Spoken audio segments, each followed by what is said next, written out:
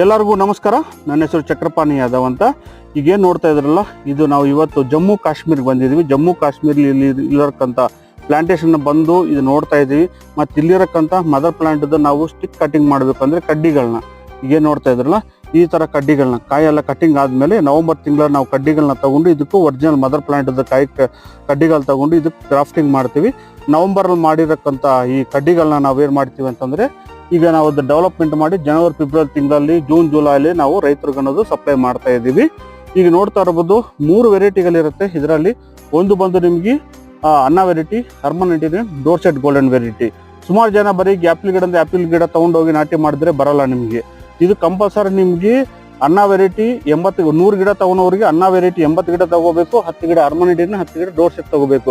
ಇಲ್ಲಾಂದ್ರೆ ಅನ್ನ ವೆರೈಟಿ 90 ಗಿಡ ತಗೊಳ್ಳಿ ನೀವು, ಡೋರ್ಸೆಟ್ ಅನ್ನು 10 ಗಿಡ ತಗೊಂಡ್ರೆ ಮಾತ್ರ ನಿಮಗೆ ಪಾಲಿನೇಷನ್ ಆಗುತ್ತೆ. ಇಲ್ಲಾಂದ್ರೆ